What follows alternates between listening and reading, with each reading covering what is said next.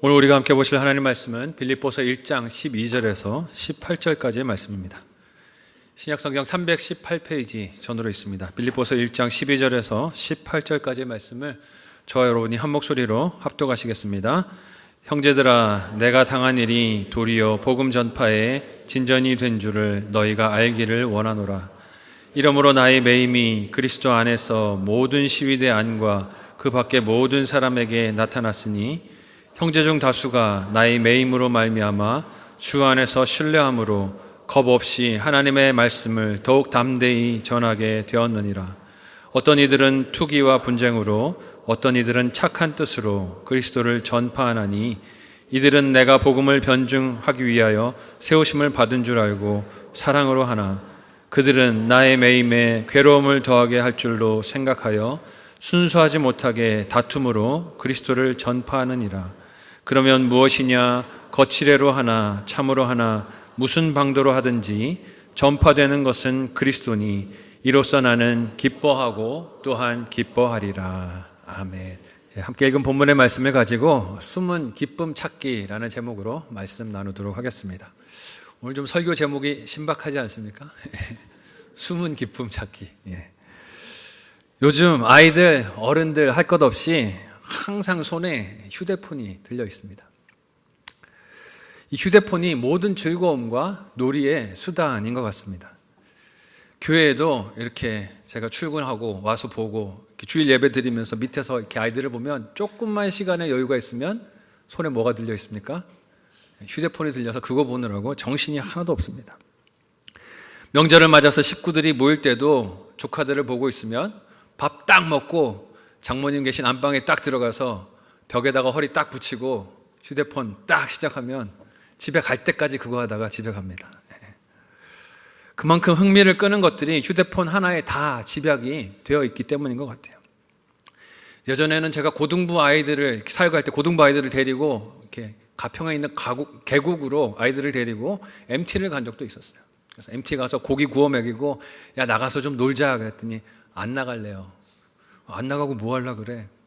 뭐 할까요? 핸드폰 앉아서 그 좋은 환경이 옆에 있는데 나가서 그걸 누리는 게 아니라 핸드폰 하고 있더라고요. 저희 사택이 바로 앞에 중랑천이 흘러가고 있어서 한참 요즘 벚꽃이 좋았어서 주말에 나가서 이렇게 보면 가족들이 그렇게 즐거운 시간을 보낼 수 있는데도 아이들은 뭘 보고 있을까요? 휴대폰. 옆에 그렇게 꽃이 예쁘고 자연이 아름다운데 그걸 보는 게 아니고 휴대폰 들여다보느라고 정신이 없어요. 이런 아이들의 모습을 보고 있으면 참 안타깝고 포로로 사로잡힌 것 같다 하는 생각이 들기도 합니다. 아이들 삶에 숨어있는 더 많고 풍성한 기쁨, 즐거움들을 발견하고 누리지 못하는 것이 너무 안쓰럽게 보여요. 제가 어렸을 때만 해도 동네 골목에서 친구들과 축구나 야구와 같이 몸으로 하는 놀이를 밖에서 하는 게 즐거움이었고요. 집안에 있어야 할 때는 가족들이 모이면 외삼촌들에게 장기나 오목이나 혹은 퍼즐 맞추기 같은 걸로 관계를 배우면서 놀았던 기억이 나고 신문이나 잡지에 숨어있는 숨은 그림 찾기를 하는 것도 그나마 제가 즐길 수 있는 즐거운 오락 중에 하나였던 기억이 납니다. 그 당시 했던 숨은 그림 찾기가요, 그림이 딱 이런 모습이었어요. 기억나시는지 모르겠어요. 칼라가 있는 부분에 아래에 있는 이제 그림들이 이렇게 숨겨져 있는데 저거를 찾아서 다 동그라미 치면은 성공을 하는 거죠. 찾은 물건들을 숨은 그림에 하나씩 표시하고 아래에 나온 문제들을 지워가며 다 찾는 일에 성공을 하면 그렇게 기쁠 수가 없었어요. 가끔은 부모님과 함께 둘러앉아서 이 그림을 펼쳐놓고 자 누가 빨리 찾나 하고 숨은 그림을 서로 찾아서 문제를 풀고 또 소리를 지르며 다 찾았을 때 기뻐했던 그런 기억이 납니다. 어떤 때는요 이게 잘 안 찾아져요. 그래서 마지막까지 하나가 안 찾아지면 얼마나 속이 답답한지 막 꽉 막힌 것 같아요. 어딨지? 하고 찾고 있는데 그런 저를 약 올리시는 우리 어머니, 난 찾았다. 어디 있는데요? 그럼 가르쳐주나요? 안 가르쳐주나요? 네가 찾아봐. 나는 찾았어. 너무 약이 올라서 막 찾았던 그런 기억이 나요. 경쟁심에 질투를 하기도 했죠. 하지만 그런 경쟁이 치열하고 어려울수록 모든 그림들을 찾아냈을 때, 문제를 풀었을 때 성취감은 더 컸던 기억이 납니다. 아마 요즘 아이들은 이런 즐거움과 기쁨 알까요? 모를까요? 모를 거예요. 같이 뭘 이렇게 풀어보는 즐거움을 요즘 아이들은 모를 것입니다. 근데 여러분, 우리 신앙생활도 이와 같다는 것 아십니까? 성도는 평범하고 세상 사람들이 사는 것과 하나 다를 바 없어 보이는 삶을 살아가는 존재이지만 사실은 그 속에 숨겨진 기쁨을 발견하고 누리며 그것을 남들도 알도록 전하는 존재가 성도인 줄 믿습니다. 우리는 그런 사람들이에요. 오늘 본문에서 사도 바울은 빌립보의 교인들에게 자신이 발견한 그 기쁨을 알리며 나눕니다. 그렇지만 예수를 주와 그리스도로 영접하지 않은 사람들에게는 아무리 이 그림이, 이 기쁨이 보려고 애를 써도 보일까요? 보이지 않을까요? 보이지 않을 거예요. 왜냐하면 로마의 감옥에 갇혀있는 사도 바울의 형편과 처지는 인간적인 시선으로 바라보면 도무지 기뻐할 이유를 발견할 수 없는 낙심천만의 이유로만 보일 것이기 때문입니다. 하지만 바울은 지금 갇혀있는 감옥 속에서도 찾은 기쁨을 바라보고 있어요. 그리고 그 기쁨을 빌립보 교인들에게 증거하고 있습니다. 어떻게 증거하고 있을까요? 이 말씀으로 오늘 우리도 찾아야 할 우리 삶 속에 하나님께서 숨겨두신 발견해야 할 기쁨이 무엇인지 두 가지로 생각해보고 우리 삶과 신앙 여정에 적용했으면 좋겠습니다. 첫 번째로 우리가 생각해 볼 것은 복음 전파의 진전이 성도의 인생 여정의 진짜 기쁨이라는 것입니다. 여러분, 이 진전이라는 단어의 뜻은요, 사전이 이렇게 말합니다. 일이 진행되어 발전하다. 이게 진전이라는 말의 뜻이에요. 근데 지금 사도 바울이 처해 있는 상황은 이 진전이라는 단어와는 좀 거리가 멀어 보입니다. 왜냐하면 지금 사도 바울의 전도 여정은 감옥에 붙들려서 멈춰져 있기 때문이죠. 하나님 나라와 교회를 위해서 바울이 시작한 이 전도 여행인데 그 일에 박해와 반대가 찾아와서 지금 바울은 더 이상 그 여행을 진전하지 못하고 있는 상태에 있습니다. 전진해야 하는 때에 전진은커녕 멈춰져 있는 상황인 것이죠. 누가 봐도 실망하고 좌절할 문제, 사건, 조건으로 보이지 않습니까? 특히 이런 실망감은 직접 이 일을 당하는 당사자 바울뿐만이 아니라 바울을 사랑해서 기도하고 응원하고 또 그를 위하여 후원하는 동역자들 그리고 빌립보의 교인들에게도 큰 시험과 낙심의 근거가 되었을 것입니다. 이런 생각할 수 있잖아요. 하나님께서 그분의 나라와 그분의 일을 위해 복음을 위해 헌신하는 일꾼에게 왜 좋은 환경과 왜 좋은 상황을 주시지 않는가? 실망스러울 수 있었을 거예요. 근데 바울은 오늘 본문에서 그렇게 실망할 수 있을 빌립보 교인들에게 어떤 숨겨진 기쁨을 보라 하고 도전합니까? 함께 오늘 본문 12절에서 14절을 같이 한 목소리로 읽어보도록 하겠습니다. 같이 읽습니다. 시작. 형제들아, 내가 당한 일이 도리어 복음 전파의 진전이 된 줄을 너희가 알기를 원하노라.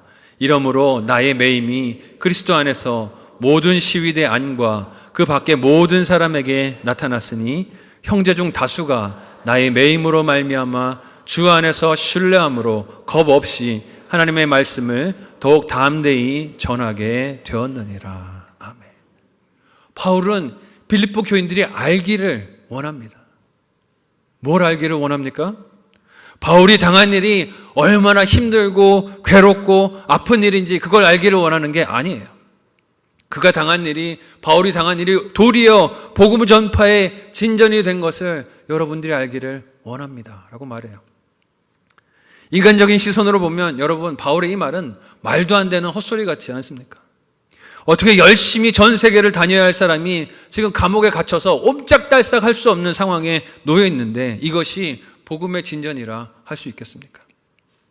오히려 복음의 진전이 막히고 바울이 감당해야 할 사명이 적대자들에 의해서 좌초된 것만 같습니다. 근데 바울은 이걸 어떻게 봅니까? 복음 전파의 진전으로 보고 있어요.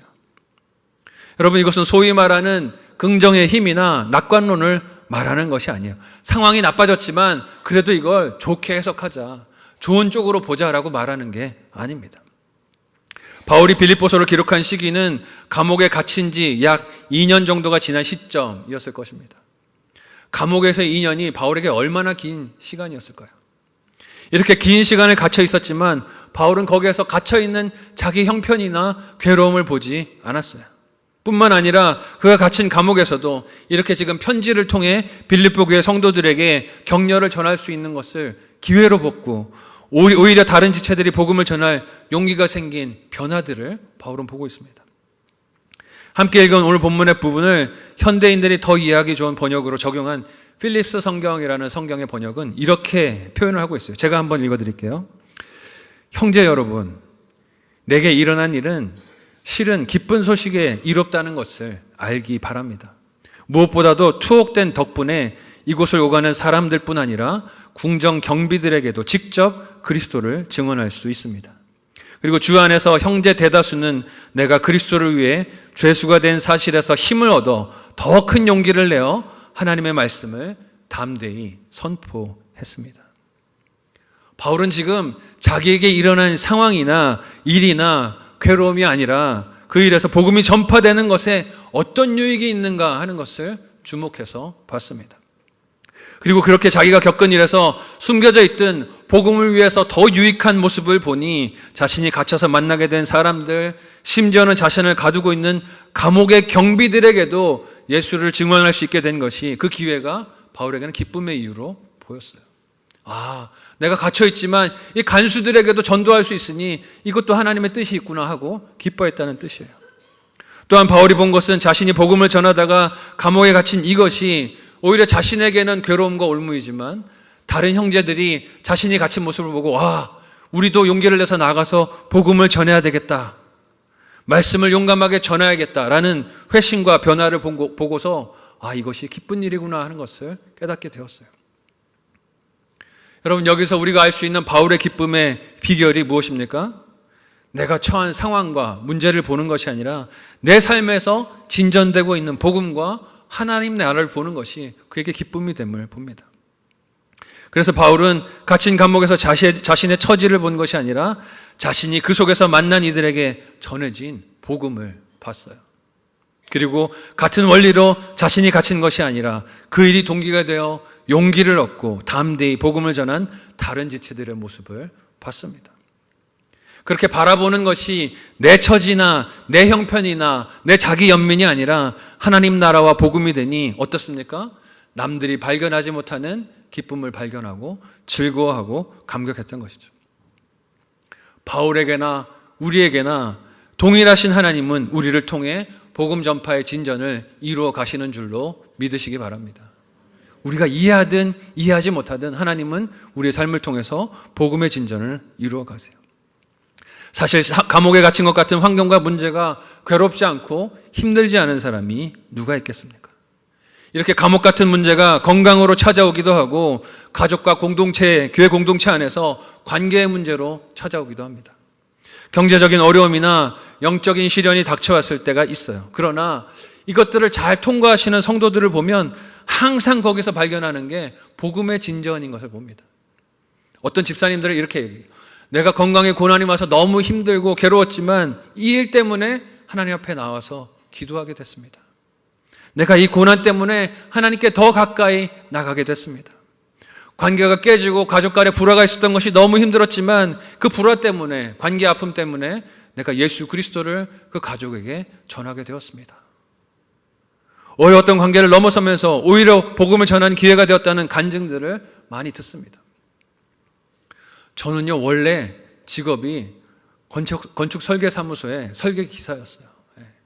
제 꿈이 원래는 건축하는 거였어요. 하나님의 교회 건물들을 많이 세우는 그런 일을 하고 싶었어요.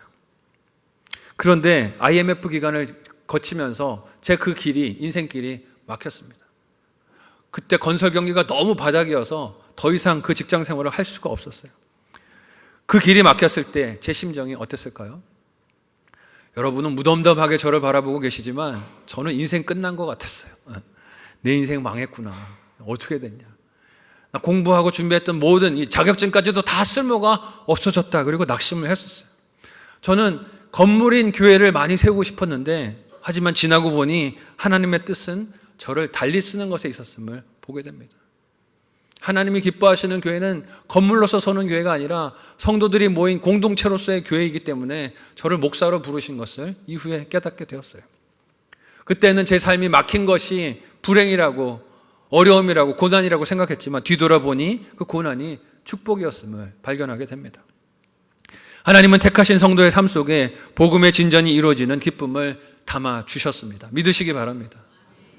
척박하고 괴로운 상황과 환경이 하나님이 담아주신 그 기쁨을 발견하지 못하도록 우리를 방해할 때도 있지만, 믿음의 눈이 열리고 말씀으로 내 삶이 해석되어지면 괴롭고 힘든 상황에서도 진전되는 복음이 보이고 그로 인한 기쁨을 발견하게 됩니다.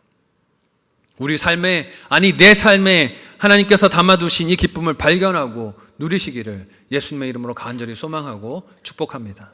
한번 생각하고 적용해 보시면 좋겠어요. 첫 번째 묵상, 적용 질문을 드립니다. 나를 가둔 것 같은 문제와 어려움이 무엇입니까? 그 속에서 어떤 복음의 진전을 볼 수 있을까요? 생각해 보시고 찾아보시고 또 적용해 보시면 좋겠어요. 두 번째로, 하나님의 이 승리하심이 성도의 기쁨인 것을 사도 바울의 오늘 말씀에서 우리가 발견할 수 있습니다. 갇힌 환경 속에서도 숨겨진 기쁨을 보고 누리는 사도 바울이었지만 계속되는 시련들도 있었습니다. 어떤 시련이었을까요? 갇혀진 사도 바울을 참수하고 그의 사역을 부정하며 질투와 미워하는 마음으로 경쟁하는 자들이 있었어요. 바울은 갇힌 상황에서도 그런 사람들이 자신을 미워한다는 소식을 들었습니다. 오늘 본문은 이런 상황을 어떻게 드러내서 전합니까? 함께 오늘 본문의 15절에서 17절을 같이 한 목소리로 읽어보도록 하겠습니다. 같이 읽습니다. 시작. 어떤 이들은 투기와 분쟁으로, 어떤 이들은 착한 뜻으로 그리스도를 전파하나니, 이들은 내가 복음을 변증하기 위하여 세우심을 받은 줄 알고 사랑으로 하나, 그들은 나의 매임에 괴로움을 더하게 할 줄로 생각하여 순수하지 못하게 다툼으로 그리스도를 전파하느니라. 아멘. 이 똑같은 본문을 필립스 성경이라는 성경은 이렇게 현대인에게 좀 더 이해하기 쉬운 번역으로 표현하고 있어요. 제가 읽어드릴게요. 시기심을 품고 나를 괴롭히려고 그리스도를 전하는 사람들도 있지만 훌륭한 믿음에서 전하는 사람들도 있다는 것을 압니다. 후자는 나를 사랑해서 전합니다. 전자의 동기는 의심스럽습니다. 그들은 치우친 마음을 품고 내 사슬을 더 무겁게 만듭니다. 이처럼 감금된 사도 바울에게 들려온 빌립보 교회 소식은 좋은 소식만 있지 않았어요. 좋은 내용만 있지 않았습니다. 이는 이 땅에 존재하는 모든 교회들에게 다 해당되는 이야기예요. 여러분, 좋은 일만 있고 좋은 관계만 이루는 교회는 이 땅에 존재하지 않습니다. 잘 기억하시면 좋겠어요. 그런 교회를 찾으신다면 일찌감치 포기하시기 바랍니다. 그런 교회는 없어요. 그런데 그런 교회를 찾아 방황하면서 결국 정착 못하고 떠도는 분들을 꽤 많이 요즘 보고 있습니다. 우리 교회도 그런 분들이 왕왕 계신 걸 봐요.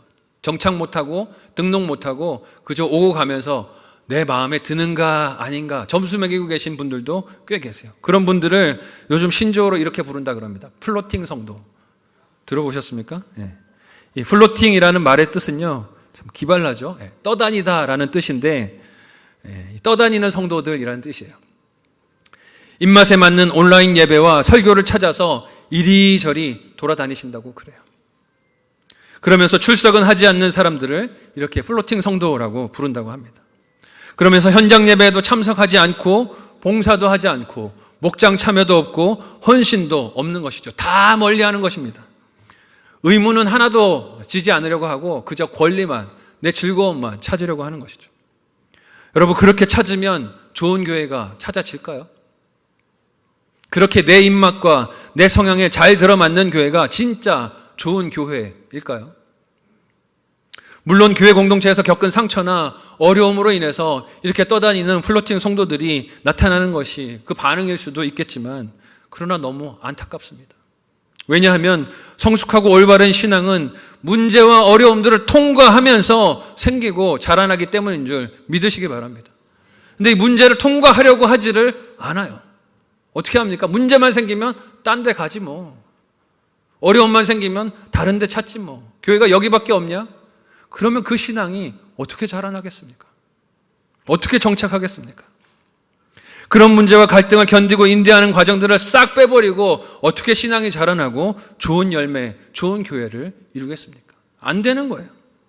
바울은 빌립보 교인들이 복음을 영접한 첫날부터 자신이 이 편지를 쓰는 시점까지 복음을 위한 일에 참여하고 있는 것을 기뻐했어요. 지난주 본문인 빌립보서 1장 3절에서 5절의 말씀을 같이 한 목소리로 읽어보겠습니다. 함께 읽습니다. 시작. 내가 너희를 생각할 때마다 나의 하나님께 감사하며 간구할 때마다 너희 무리를 위하여 기쁨으로 항상 간구함은 너희가 첫날부터 이제까지 복음을 위한 일에 참여하고 있기 때문이라. 아멘. 이렇게 빌립보 교회 교인들은 사도 바울에게 기쁨을 주는 사람들이었습니다. 하지만 오늘 본문에서 읽은 것처럼 괴로움을 더하게 하려는 사람들도 있어요, 없어요? 있다는 거예요. 세상에서 그 누가 투기의 대상이 되고 싶고 미움과 증오의 대상이 되고 싶겠습니까? 어떻게 해서든지 사랑받고 인정받고 싶은 것이 사람의 욕심이자 기대일 거예요. 그러나 사도 바울은 자신이 사람들의 미움이나 투기의 대상이 되는 것을 개의치 않았습니다. 어떻게 그럴 수 있었을까요? 소위 정신력이 강철같이 강하기 때문이겠습니까? 그렇지 않습니다, 여러분. 바울은 그 정신력이나 뚝심으로 이런 상황을 견디고 이기는 것이 아니었어요. 오히려 자신의 입지나 자리, 기득권이라 할 만한 것들을 생각하지도 않았고 주장하지도 않았고 지키려 하지도 않았기 때문에 그럴 수 있었던 것이 아닐까요? 바울을 시기하며 공격했던 적대자들은 그가 감옥에 갇혀서 다닐 수 없도록 옴짝달싹 못하게 된 것이 자신들에게 좋은 기회로 보였을 겁니다. 이때가 바울이 비운 자리와 그 권위를 자신들이 대신 차지해서 자기들의 이름을 드러내고 이를 통해서 사람들의 인정과 칭찬을 받을 수 있는 기회라고 여겼을 거예요. 그리고 이렇게 자신들이 사도 바울의 자리와 권위를 차지하면 옥에 갇힌 사도 바울이 육체적으로 괴로운 것에 더해져서 정신적으로도 그를 괴롭힐 수 있을 것이라고 기대했을 겁니다. 바울도 그들의 의도를 모르지 않았어요. 그러나 바울을 시기하며 미워했던 사람들이 몰랐던 것이 무엇입니까? 바울에게 하나님이 보게 하신 숨은 기쁨이 있었다는 것이었습니다. 그 기쁨을 사도 바울은 오늘 본문 18절에서 이렇게 고백하고 있어요. 함께 우리 한 목소리로 읽어보도록 하겠습니다. 같이 읽습니다. 시작. 그러면 무엇이냐? 거칠애로 하나 참으로 하나 무슨 방도로 하든지 전파되는 것은 그리스도니 이로써 나는 기뻐하고 또한 기뻐하리라. 아멘. 같은 본문을 필립스 성경은 이렇게 번역해요. 제가 한번 읽어드릴게요. 하지만 그것이 무슨 상관이겠습니까? 그들이 그 일을 어떻게 여기든 진심이든 아니든 그리스도가 전파된다는 사실이 변함이 없습니다. 그리고 나는 그 사실이 무척 기쁩니다. 그렇습니다. 나는 계속 기뻐할 것입니다. 저는 개역개정의 번역도 좋지만 필립스 성경의 이 번역의 의미가 제 마음에 더 와닿았어요. 왜냐하면 바울의 기쁨이 단지 감정적인 그의 반응을 반복해서 하겠다는 것이 아니라 하나님이 이루시는 승리를 보며 자신이 의지적으로 기뻐하기를 순종하겠다, 이것을 나타내는 것이기 때문이에요. 바울은 자신을 미워하며 대적하는 악한 의도와 생각들에 자신의 기쁨을 빼앗기지 않았습니다. 그럴 수 있었던 이유는 바울이 자기가 당하는 억울한 일이나 괴로움을 보는 것이 아니라 그 속에서도 쉼없이 전파되는 예수 그리스도와 하나님의 승리를 보았기 때문인 줄로 믿습니다. 하나님이 승리하시는 걸 보고 있으니 자기 형편이 힘들어도 바울은 기뻤던 거예요. 이렇게 하나님이 성취하시는 그 뜻과 승리가 보이니 바울을 슬프고 낙심하게 만들려는 그 공격들은 힘을 잃을 수밖에 없었습니다. 비록 바울이 감옥에 갇히고 그를 적대하는 사람들이 온갖 비방과 모함을 해서 사도 바울을 괴롭히려고 했지만 그 시도들이 하나님이 이루시는 승리를 바라보고 있던 바울에게는 어떤 효력도 발휘하지 못했어요. 왜냐하면 바울의 눈에는 지금 자신의 처지와 상황이 아니라 어떤 상황에도 전파되는 예수 그리스도가 보였기 때문입니다. 이것이 숨은 기쁨을 발견한 성도만이 경험하고 누릴 수 있는 은혜가 아니겠습니까? 그리고 이 기쁨을 발견하여 누리는 성도를 세상은 감당할 수가 없습니다. 왜냐하면 아무리 그에게서 그 기쁨을 빼앗으려고 흔들어도 그는 흔들리지도 않고 낙심에 빠지지도 않으며 미워하는 자들이 이끌어가는 그 방향으로 끌려가지 않을 것이기 때문이에요. 바울은 그렇게 그리스도가 전파되게 하시는 하나님의 승리하심을 보고 발견된 그 기쁨을 빼앗기지 않았습니다. 여러분 한번 상상해 보세요. 이런 바울이 대적자들은 얼마나 미웠을까요?